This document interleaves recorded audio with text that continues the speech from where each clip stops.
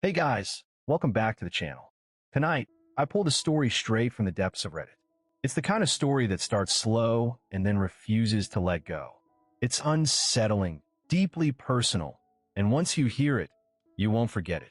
So get comfortable, turn the lights down, and let's begin. The shovel hit something metallic, with a dull, hollow clink. That vibrated up my arms and settled deep in my teeth. I froze. Cold rain slicked my hair to my forehead as I listened to the idling engine. At the edge of the woods, for 3 hours, I'd been digging in the dark, driven by a frantic, rhythmic rage. But that sound, metal on metal, stopped my heart. It wasn't supposed to be here. I was supposed to be burying the remnants of the life she'd shredded. Boxes of her things I couldn't stand to look at. The letters, the lies. But as I cleared the heavy, wet earth away, with my bare hands, I realized something chilling. I wasn't the first person to come to this spot with a secret. Everything had shifted 6 hours ago. I was standing in our kitchen, holding a burner phone I'd found taped to the underside of her vanity. It was cheap plastic, but it weighed a ton. I hadn't been looking for it. I was looking for spare keys. Instead, I found a digital paper trail of a life I didn't recognize. The messages weren't just about an affair. They were about a plan that involved my bank accounts, my signature, a slow, systematic emptying of everything I'd spent 15 years building. I didn't think you'd be home so soon, she said, leaning against the kitchen doorframe. Her voice was smooth, cool as the marble countertop. She didn't look guilty. She looked bored, like I was a technicality. She was finally tired of managing. I didn't yell. I didn't scream. Something colder took over. In that moment, I understood that being the good man had got me exactly nowhere. If she was going to play a game with no rules, I was going to finish it. I told her I was going for a drive to clear my head. Instead, I went to the garage. I grabbed heavy-duty trash bags, the shovel, and her emergency lockbox. Now, kneeling in the mud of the North Woods, I stared into the shallow trench. The shovel hadn't hit a rock.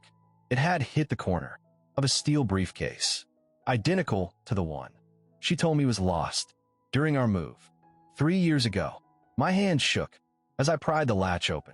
Inside were stacks of cash that shouldn't exist, and beneath them, a single photograph. It was me, taken from distance. A red circle drawn around my head. Taped to the back of the photo was a key, not to a house, to a safety deposit box, labeled with a date. Exactly 3 days from today. I looked back at the house, through the trees. The lights were still on. She was probably inside, waiting for me to come home and play the victim. But as I closed my fingers around the key, the truth finally settled in. This wasn't about an affair, or a hidden phone, or drained accounts. This was about something worse. This was about a woman who wasn't planning to leave me. She was waiting for me to disappear. I didn't brush the mud off my boots while I walked back through the kitchen door. I wanted her to see the dirt. I wanted her to smell the damp, metallic scent of the woods on my skin. She was sitting at the island, a glass of Chardonnay in her hand, scrolling through her phone with a practiced nonchalance that made my skin crawl. She didn't look up until I slammed the steel briefcase onto the marble. The sound cracked through the room like a gunshot. The wine in her glass shivered. Where did you get that? She asked, the bored tone dropping instantly. She stood up, her eyes flicking from the briefcase to the mud smeared across my chest. For the first time, the variable wasn't behaving. Found it in the woods, I said, my voice rough as gravel. Right where you left it 3 years ago. Or maybe where he left it for you. Which one is it, Sarah? Is the money for the move? Or is it for the incident marked on the back of my photo? I flipped the briefcase open. The stacks of cash and the circled photograph of my head sat there like an open wound. The silence pressed in, thick and suffocating. She didn't cry. She didn't deny it. She walked around the island, her silk robe trailing behind her, and studied the contents with cold, analytical curiosity. You weren't supposed to go digging, Mark, she said quietly. You were supposed to be the one predictable thing in my life. That was your job, to be the stable, boring husband, while I handled the reality of our future. Our future. I laughed. A sharp, broken sound. You have hit out on me. You've been draining my accounts to pay for it. That's not a future. That's an exit strategy. It's an investment. She corrected, stepping closer. Her perfume clashed with the smell of mud. Do you have any idea how much debt your stable business has? I've been keeping us afloat for years. With things you wouldn't have the stomach for. That money? That's our safety net. The photo was a precaution. A way to make sure I wouldn't be the one left holding the bag. If things went south, she reached up and touched my face. Her fingers were cold. But now you've complicated things. She said, you've seen the ledger. You've seen the key. I stepped back. The momentum shifted. I wasn't just the victim anymore. I was an obstacle. I reached into my pocket and pulled out the key to the safety deposit box. The one dated. 3 days from now. I'm going to that bank, Sarah. I said, I'm going to see what else you've been hiding. If I don't come back, that briefcase and everything in it goes straight to the precinct. I've already set the email to auto-send. It was a lie. There was no email. I was playing a hand with no cards, betting on the fact that she still needed me for whatever was coming in 3 days. She smiled, just a thin line that never reached her eyes. You always were a bad liar, Mark. She said, that's why I loved you. But if you go to that bank, you aren't just opening a box. You're opening a door. You can't close. Are you sure? You want to know who else is on that signature card? The fluorescent lights of the bank vault hummed with a low, clinical buzz that made the sweat on the back of my neck feel like ice. I stood there, clutching the key, watching the teller's hands. She didn't look at me. She stared at the ledger, her brow slowly tightening as she scanned the authorized signatures. For box 402, everything all right? I asked. My voice sounded thin, lost in the rows of brushed steel. Just a moment, sir, she said quietly. There's a secondary verification required. This account uses a dual access protocol. Usually, that means the other party is notified the moment the key is turned. My stomach dropped. I hadn't even opened the box yet, and I was already tripping wires. But it was too late to walk away. The vault door behind me felt like a mile of solid rock. She slid the long metal drawer out and placed it on the viewing table. Then she stepped back, lowered her head slightly, and disappeared behind the security gate. I reached for the lid. Sarah's warning echoed in my head. You aren't just opening a box. You're opening a door you can't close. I flipped the latch. Inside wasn't cash. There were no passports, no jewelry. At the top sat legal documents, life insurance policies. I flipped through them, my heart slamming harder with every page. My name was on every single one. $5 million, $6 million, 10. The premiums had been paid in full from an offshore account I'd never seen. Then I reached the bottom, and the air left my lungs. A partnership agreement for the private equity firm I'd been trying to court for years. I looked at the signatures. Sarah's name was there, sharp, confident, and beside it was handwriting I knew by heart. My brother's, the man I shared a bunk bed with, the man who was supposed to be my best man, the same man who sat across from me at dinner last night and told me to hang in there. I reached for my phone, to call him, to scream, to demand an explanation. Before I could unlock the screen, a message appeared from an unknown number. It wasn't a threat. It wasn't a warning. Look at the bottom of the drawer, Mark. Under the lining, I peeled back the velvet fabric. Taped to the steel was a small digital recorder and a set of car keys. Keys to a car I didn't own. According to the tag, it was parked in the same lot I just walked through. I pressed play. The audio was grainy, filled with restaurant noise. Then I heard my brother's voice. He's becoming a liability. Sarah, he's starting to look at the books. If he finds out the investors are just us recycling his own money, we're done. We need to move the date up. Friday. It has to be Friday. I'll handle it, Sarah replied. Cold. Certain. He trusts me. He'll go wherever I tell him to. The recording ended with the sound of a toast. I looked up at the security camera in the corner. It wasn't moving. It was fixed directly on me. Then I noticed the keypad. The red light was on. The teller hadn't gone for a manager. She had locked the gate. And I realized the vault wasn't just holding evidence. It was holding me. The silence in the vault was no longer empty. It was predatory, I looked at the security gate, the heavy steel bars that had slid into place while I was distracted by my brother's voice on the recorder. Through the gaps, I could see the teller's desk. Empty. The entire branch had gone unnaturally still.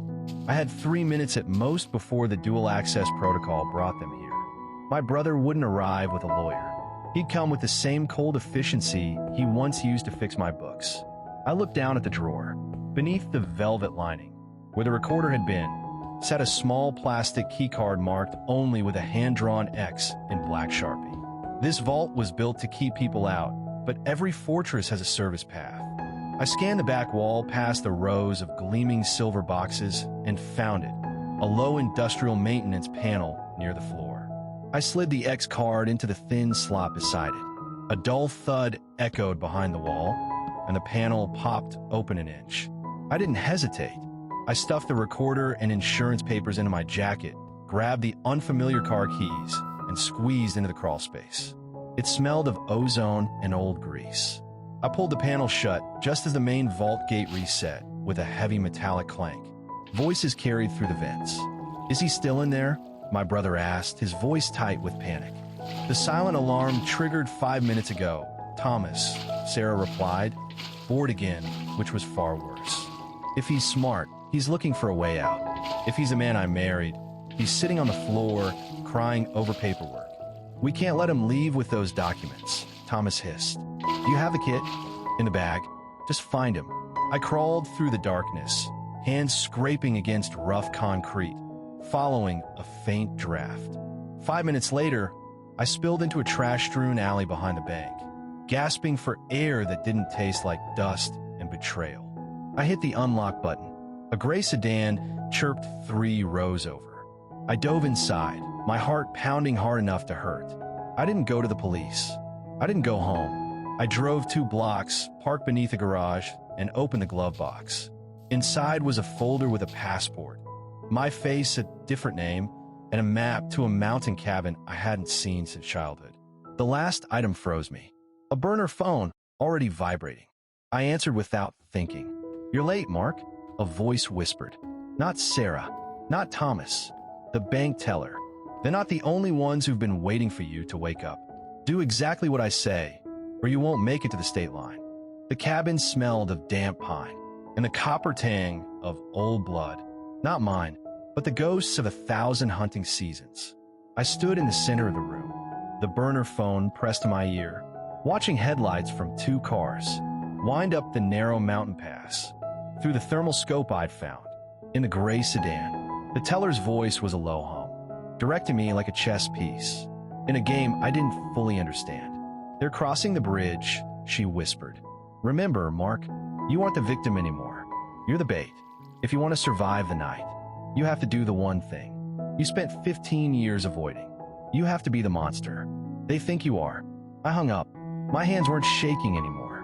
The moral weight of what I was about to do felt surprisingly light, eclipsed by the momentum of survival. I took the recorder, the one with my brother and wife, toasting to my accident, and wired it to the cabin's external speakers. Then I stepped into the porch shadows, clutching the flare gun I'd modified with a heavy lead slug. The cars pulled into the clearing together. Sarah stepped out of the first, designer heels sinking into the mud, a suppressed pistol held.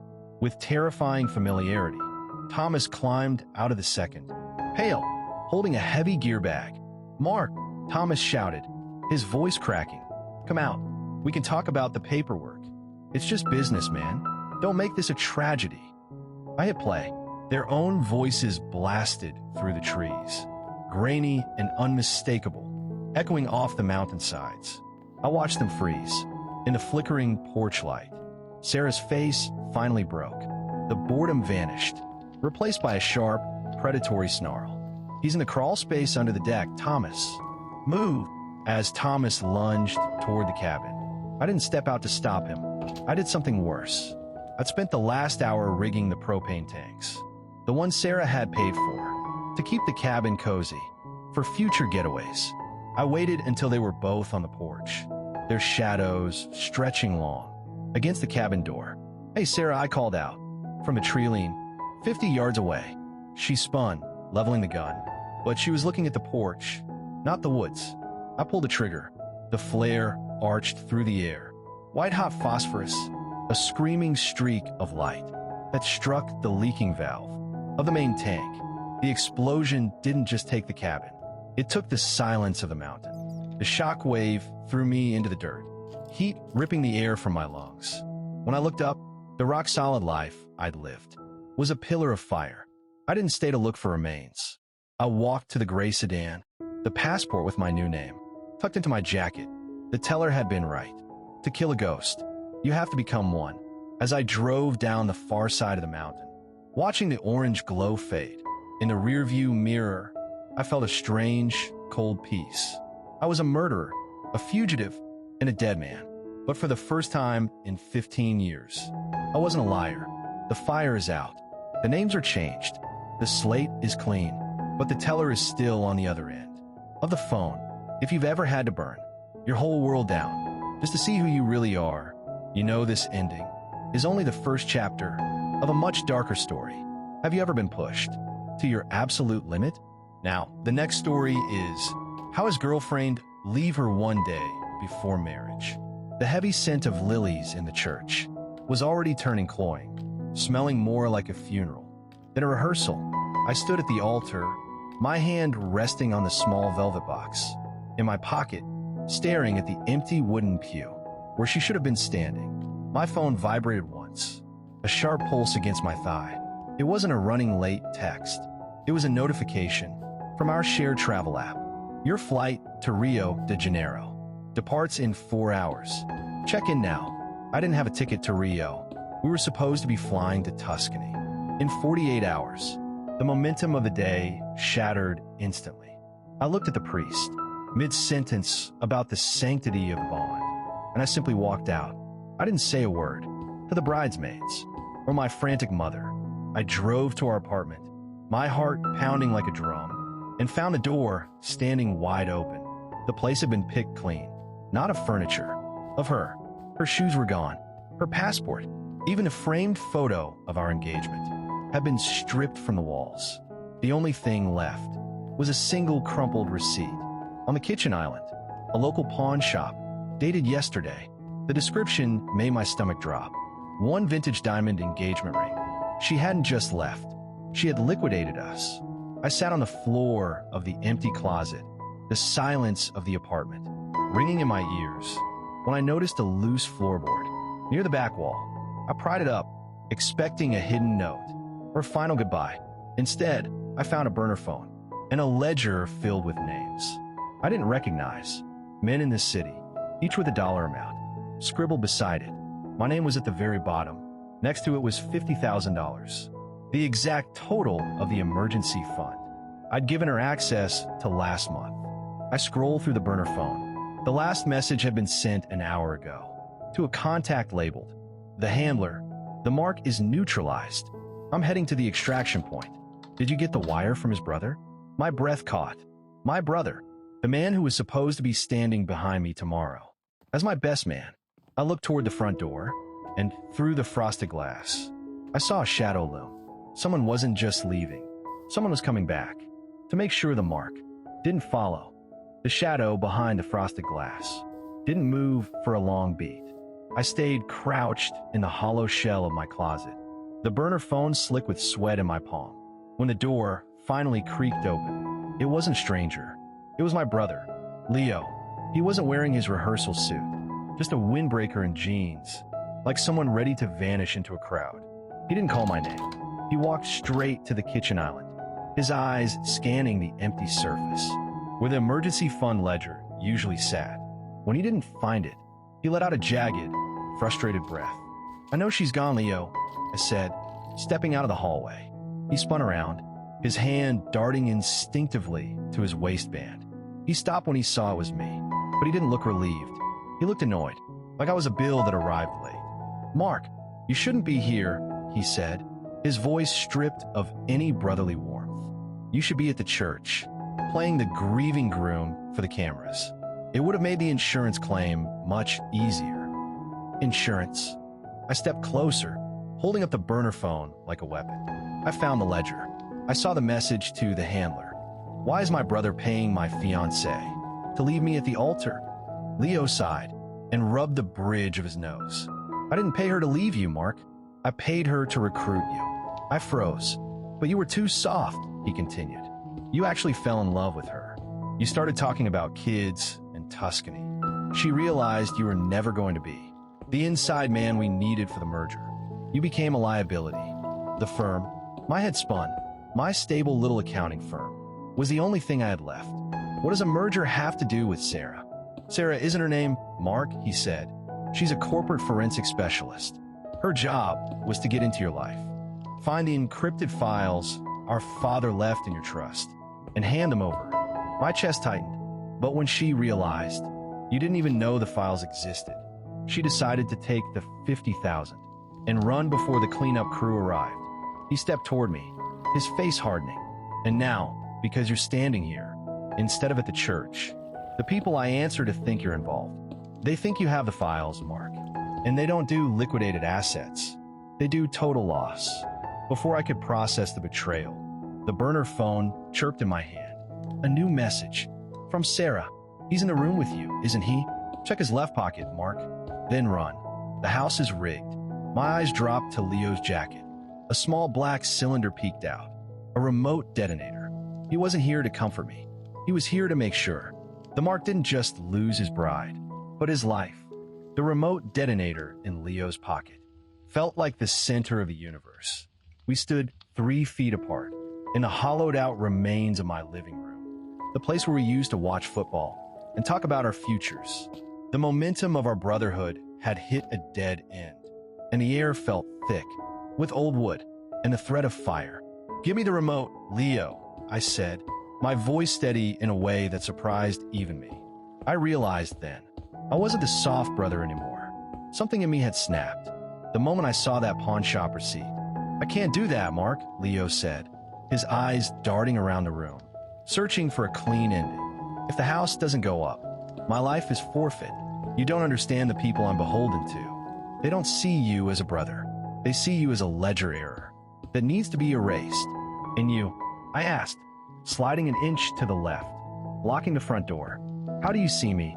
I see you as the lucky one, he spat. Dad gave you the trust, the firm, the honest life. He gave me the debt and the dirty work. I've been protecting you for years, Mark. Sarah was supposed to be my way out, the payout that cleared me, but she played us both. I glanced at the burner phone in my hand. Sarah's warning still glowed on the cracked screen. Check his left pocket. I didn't lunge for the detonator. I lunged for the other side. We slammed into the kitchen island, the marble biting into my ribs. As we grappled for balance, Leo was stronger, but I was desperate. I shoved my hand into his left pocket and pulled out a small leather-bound notebook. Not a detonator, a log. Every bribe, every threat, every name tied to the merger. The leverage Sarah had stolen and planted on him before she vanished. Leo roared and swung wildly, his fist clipping my jaw. I staggered back, the room spinning, but I clutched that notebook like a lifeline. You think that's going to save you? He gasped. He reached into his right pocket and pulled out the remote. His thumb hovered over the single red button. That book is a death warrant. If you leave with that, there isn't a place on earth. They won't find you. Maybe, I said, wiping blood from my lip. But if you press that button, you're not killing a liability. You're killing the only person who knows where the rest of the files are hidden. It was a bluff, a dangerous one. I saw the hesitation flicker in his eyes. The loyal brother was gone. In his place stood a man, calculating the value of my life against the price of his own survival. Outside, a siren wailed in the distance. Sarah had called it in. The cleanup crew, or the police. It didn't matter. The clock had run out. Leo looked at the remote, then at me. The silence became a countdown. He didn't press the button. Instead, he did something worse. He dropped the remote at my feet and backed toward the open window. Then run, Mark, he whispered, because the police are the least of your problems now. He vanished into the night, just as the front door burst open. But it wasn't the police. It was 2 men in gray suits, with the empty eyes of professional erasers. I looked down at the remote on the floor, then at the notebook in my hand. Leo's finger trembled on the trigger. For a split second, No one moved.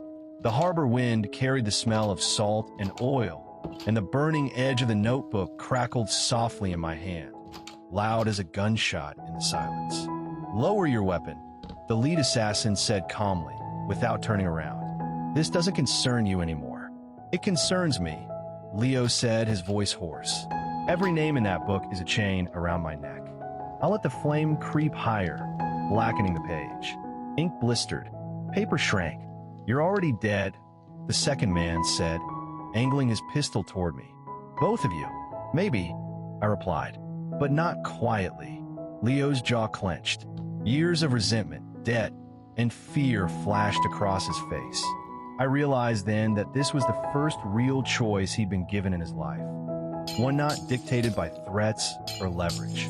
The lead assassin exhaled slowly and raised his free hand, palm out. "Mark," he said, almost gently, "put the book down. No more theatrics." I met Leo's eyes over the flame. "Last chance," I said, "for both of us." The rifle barked. The sound echoed across the water as the lead assassin collapsed forward, a dark bloom spreading across his chest. Chaos detonated instantly. The second man spun, firing wildly toward the containers. I dropped flat, the notebook tearing from my grip as a bullet punched through the air where my head had been. Leo fired again, controlled, precise. The second assassin fell hard against the pier, his weapon skidding into the shadows. Silence rushed back in, heavier than before. I crawled toward the notebook. The burned pages were ruined, but most of it remained intact. Names, numbers, signatures still legible, still lethal. Leo approached slowly, rifle lowering. "It won't save you," he said. "You know that, right? They'll just send more." "I know," I replied. "That's why I'm not keeping it." His eyes narrowed. "Then what was this for?" I stood and shoved the notebook into his chest. "For you." He stared at it, confused. "What are you doing?" "Breaking the pattern," I said. "You wanted leverage. You wanted out. That book is your ticket, but only if it disappears afterward. You think they'll believe I destroyed the only copy?" I pulled the burner phone from my pocket and tossed it onto the pier between us. "They already do. Sarah sent everything to 3 different outlets an hour ago. Financial crimes, federal prosecutors, the board. This," I nodded at the notebook, "is just insurance. And a test." Leo's breath hitched. "You're lying." The burner buzzed. An incoming message. "Unknown contact. Delivery confirmed. Thank you for your cooperation." Leo stared at the screen, then at me. "She used us," he said quietly. "No," I said. "She used the truth." Sirens wailed in the distance, real ones this time, growing louder by the second. Leo backed away, clutching the notebook. "Run," I told him. "Disappear. Do one decent thing with what's left of your life." "And you?" I looked out at the water, at the city lights flickering on like nothing had happened. "I'm done running." He hesitated, then vanished into the maze of containers just as flashing lights spilled across the dock. I dropped the lighter into the harbor and raised my hands.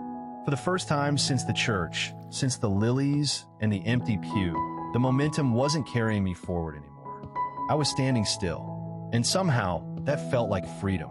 The heavy scent of lilies in the church had turned cloying, more like a funeral than a rehearsal. I stood at the altar, my hand resting on the small velvet box in my pocket, staring at the empty wooden pew where she should have been. My phone vibrated once. Not a running late text. A notification from our shared travel app lit up the screen. "Your flight to Rio de Janeiro departs in 4 hours. Check in now." I didn't have a ticket to Rio. We were supposed to be flying to Tuscany in 48 hours.